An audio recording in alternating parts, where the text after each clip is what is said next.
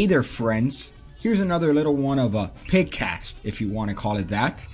I personally like to call it hearing Pigcake make background noise while trying to talk about something related to magic tricks, because this microphone seems to pick up, pick up everything in the background as opposed to my voice. Maybe I need to play around with the presets. I think that's what I need to do, but not today. Not today, folks. Today we're going to be looking at an article from the BBC. No, BBC does not stand for Big Black Cock, as some of you guys are thinking with your dirty minds. Oh, God. You guys. BBC stands for British Broadcasting Channel, I believe. You could call it the CNN of the UK. Lots of acronyms here, my friends. But I was turned to an article that was written on the 11th of March of this year talking about magicians' tactics found in politics and marketing. So we're going to take a look at this article here. I'm going to link it in the description below so we can talk about it. You can maybe look at it while you're listening to my sultry voice. Although I did spend quite a bit of time working on the visualization for this. So you might want to, have it on a dual screen situation.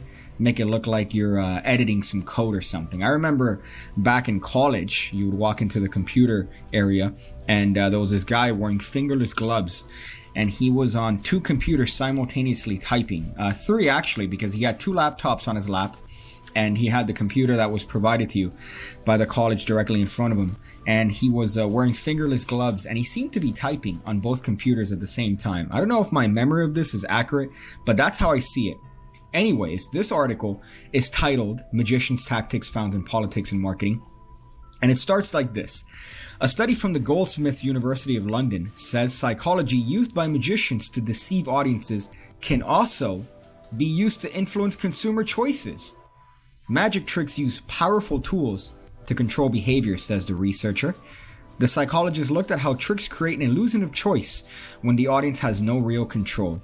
The research, Mind Control Trick, Magicians Forcing at Free Will by psychologists Alice Palacios and Gustav Kuhn examines how magicians control their audience's decision and how this could be applied to other areas. Now, this is an example of, I think, people taking magic way too seriously. Now, don't get me wrong.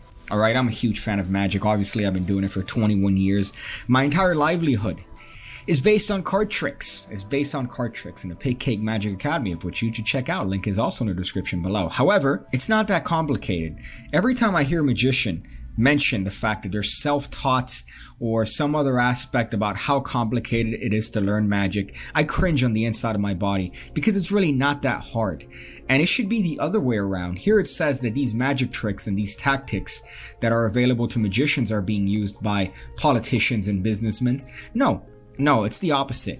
The tactics used by businessmen and politicians are the ones being used by magicians, or at least try to be used by magicians. For some reason, it makes it seem in this article like it's magicians and their tactics. No, my friend. Magic is not that cool. So the article states, he says, in the same way that somebody might be directed to choose the right card in a magic trick, so too can be nudged towards buying products in a supermarket. This study, published in Trends in Cognitive Science, identifies different psychological tools used by magicians. At its most simple, it could be recognizing that people tend to behave in similar ways. So the researchers say that if people were asked to pick one of 4 cards laid in front of them, 60% of right-handed people will pick the one that is third from the left. Now, I've seen articles reference this, and I've seen other studies, not actually studies, but articles linking to the studies, talking about supermarkets and how they put things in very specific positions to make you, for example, have to go through the entire store to look for the essentials. So the bread, the milk, things that you would need, eggs, they're all placed in wildly different areas to make you have to go through the entirety of the supermarket in order to get those objects that you would get normally. So the things that everybody needs, butter, eggs, and they put them all around the store to make you have to go around, and you might decide to make an impulse buy. Me personally, if I see a sale on the Magnum condoms, I might just decide to cop some just because nobody else gets them and they're at a discount. Right? Target in Coral Gables, Florida. But to me, this is the equivalent of hiring a magician to teach cops about misdirection techniques. It's just a way to justify a check. You're not teaching them anything. You're not really showing them anything that's going to help them in the field. You're just using the tricks that you know to impress them enough to make them think that they learned something, but they didn't learn anything whatsoever. And it's the same thing with this. I just want to know the magician that tricked these people into thinking that, hey, you know that magicians have been doing this for a while, right? Yeah, where do you think magicians got it from, huh? You think we're creative enough to come up with these influence tactics? No, we're not. We took it from the business world. We took it from the political world. We took it from the world of psychology. We took it from the carnival. We didn't come up with it on our own.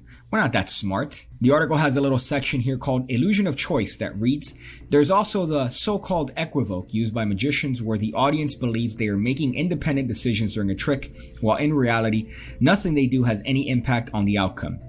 Regardless of the spectator's choice, the sequences result in the same outcome. The equivoque is highly effective in providing an illusory sense of control, says the study. An example of this would be a card trick in which someone is invited to cut a pack of cards. With a series of stages of cutting and putting the cards back on top, the vast majority fail to realize that they have no impact on the target card.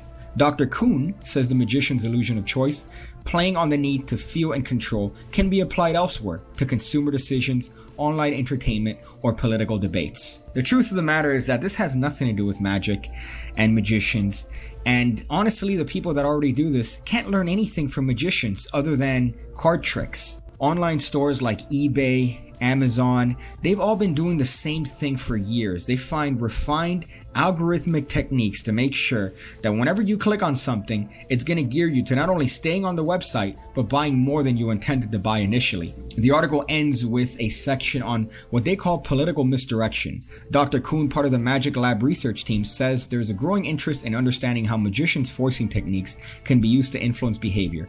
He sees politicians increasingly drawn to the tactic of misdirection, where a magician draws an audience's attention in one direction with something noisy or spectacular, while the real moves are being made out of sight. Now that's just logical, isn't it? That's not necessarily something that was born in the magic realm.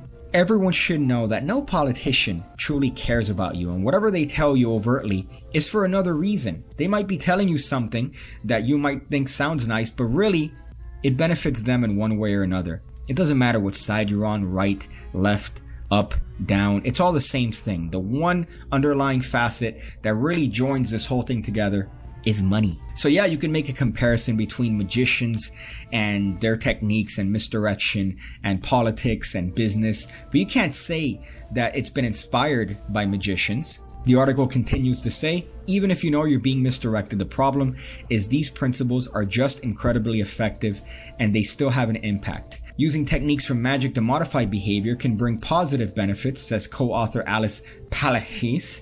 They might provide new ways of encouraging better decisions in health and well-being, she says, such as steering people towards healthier foods. But covert control and modification of people's thoughts raise serious ethical issues too. And she warns of unwanted influences such as political propaganda. We believe that understanding magicians' forcing techniques is a valuable tool to raise awareness about the ease in which our choices can be manipulated, says the psychologist. And again, just to conclude on this particular article, I think that it's the exact opposite. I think that understanding magicians' forcing techniques is a valuable tool to raise awareness about understanding magicians' forcing techniques. It's not a valuable tool to understanding anything else. We're being manipulated every single day in different ways that we can't even comprehend. Look at me personally on TikTok, scrolling through, wanting to only maybe watch a couple TikToks here or there, and then an hour goes by and I realize, God damn, the algorithm got me. It has the exact amount of twerking females and or, DIY life hacks to keep my interest. And during that interest, they've had the time to show me some ads that made them ad revenue, and it's just a cycle that perpetuates the necessity and need for money.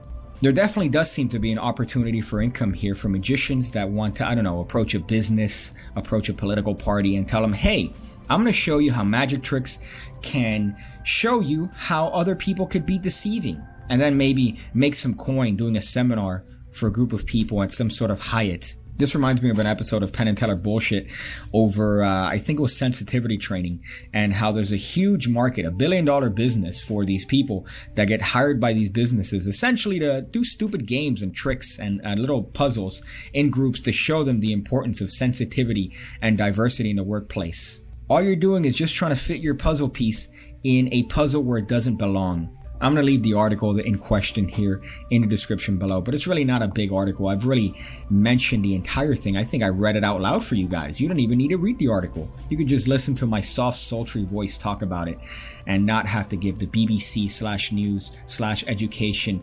-563-52500 any more ad revenue than it needs. Now, I'm not saying that magic is completely valueless in teaching people lessons about other aspects other than magic tricks, but use it as a almost like a side piece. Don't use it as the main thing. Don't say that business people or politicians are using techniques from magic. No, we're using techniques from them. Me personally, when I taught psychology, from time to time, I dropped some tricks here or there just to emphasize some points.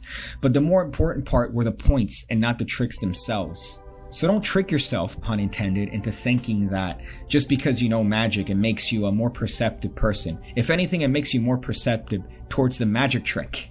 I think this is where magicians tend to develop a bigger ego, just in the sense of them thinking that because they know how to misdirect you in the context of a coin trick, that they could easily get inside of your pants, when nothing could be further from the truth. But I hope you guys enjoyed this little PigCast talking about this article. If you guys want me to, I don't know, talk about something else, leave it in the comment section below. Until then, I'll see you, my friends.